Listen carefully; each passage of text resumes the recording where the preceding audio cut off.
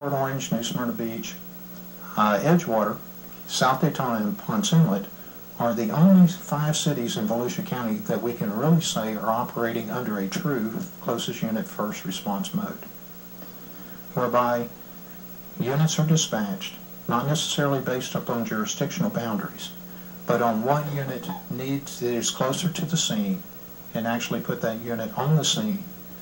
And our departments have been able to work through all the protocols so that if a Port Orange unit is responding into a New Smyrna incident and a New Smyrna command staff shows up on scene, we're using the same protocols.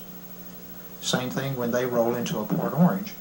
They will know what the protocols are, and they'll come underneath the Port Orange command system.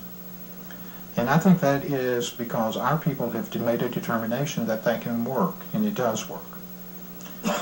But I think it's time for us to look at whether or not this is the best and most cost-effective model. The current models that we're operating under the most cost-effective model. Recently, and I think there was a copy, and there will be a copy in your mail today, is a notice from the Daytona Civic League that they have raised money from the private sector to once again look at the fire service models and fire rescue and emergency response models, and to provide a report back to the local governments as it relates to that particular item.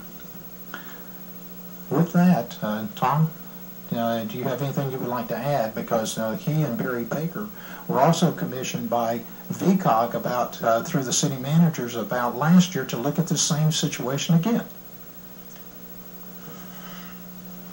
Good evening, Tom Weber, Fire Chief. The managers really hit the nail on the head. Historically, everything I've read since I've been here, only 6 years, it's known.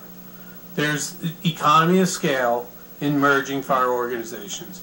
Just so you understand, to attempt to properly extinguish a fire in a building, a single-family home, you should have 14, 15 firefighters on scene.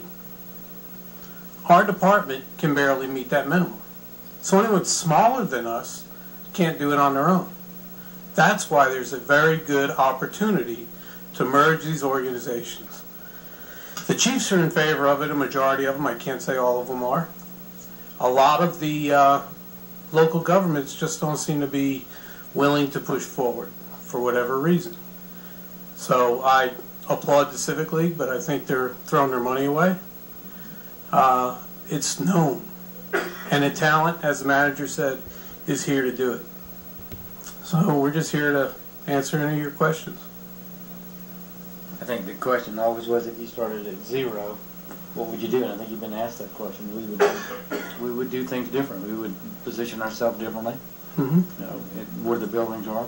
But even like right now, I noticed even kind of a remark from the fly-in where the guy asked you the question, is there consideration for them being annexed into the city? And the answer was, we haven't. But yet I see repeatedly that you respond to the majority of their calls. With the closest unit agreement now, half of that flying is our responsibility, and we do. And that is, the southern half is where it seems to be the highest call volume is. Actually, it's 2/3 of the flying that we protect. And you got different equipment, and you got different trained manpower. There's A's or B's out there. They're all the same. We're all the same. Everybody in our region right now is all the same. County, that little and even that county station. We're all the same. Okay. All right. Dennis. Yeah, as Ken mentioned, I'm the one that brought this up. Looking at the studies that go back, as Ken said, to 1984, everything points to consolidation of fire services being the correct way to go. And the reason I brought this up is for us to begin discussing it here and see what we can do about getting this in front of other municipalities. As you mentioned, some of the other municipalities seem to be resisting. I don't know if that's just an attitude that they want their own fire services, they want responsibility for it. But I think with our situation today, with the economy the way it is, and I know everybody up here hears from citizens all the time, what can we do to further reduce our tax burden? Well, this is one legitimate way that we can look at doing that. If we can streamline the fire services by consolidating and reduce the cost to the citizen, that's a plus. And somehow or another, we've got to reduce the cost to the citizens for whatever we can. Mr. Kennedy, I want to just make you aware, I've been involved in mergers and of joining of departments for a lot of years. There is not an immediate cost reduction. There is a long-term benefit that usually starts 5 years out. You have to be careful of that. But the long-term benefit is there. But immediate, because of the cost to do it, you won't see that budgets drop as the government says, like a rock. It's not going to happen. I have no doubt that that's true. But we have to do what we can do to reduce spending. Right. And if reducing spending on a long-term scale is the best answer, then I'm sure that the citizens would be more than happy to look at that and move in that direction. The situation in the state of Florida right now is not going to be any better when the legislature gets there next month. I mean, or not next month, it's March, right? And it's an election year. I'm not looking for any help out of Tallahassee for anything. They're not looking. Somehow or another, we on a local level have got to continue the process of reducing these expenses. This is one way we can look at doing it, and that's the reason I brought this up. That's why I want to talk to everybody about it, is I want to get the answers. Every study that has been done thus far has shown this to be a cost-effective maneuver. So, convince me otherwise, convince me true.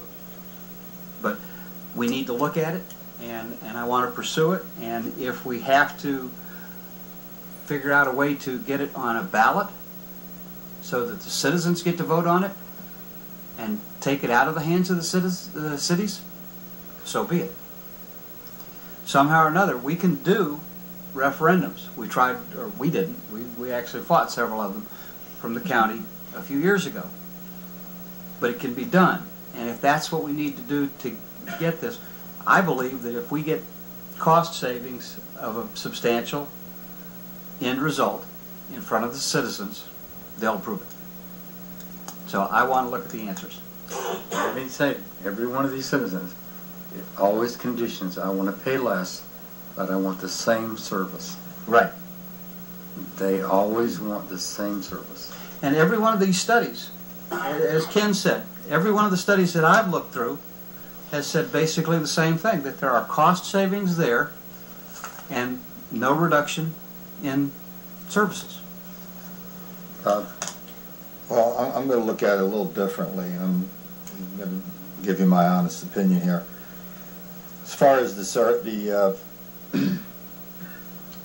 commissions that were put together, 84, 98, 02, everybody comes to the same conclusion. Yeah, fire services might be less expensive if you look at an overall regional type of situation. Yeah, I think that's a no-brainer, and I believe that would be true. However, I don't personally think that you're going to see other jurisdictions come together to get that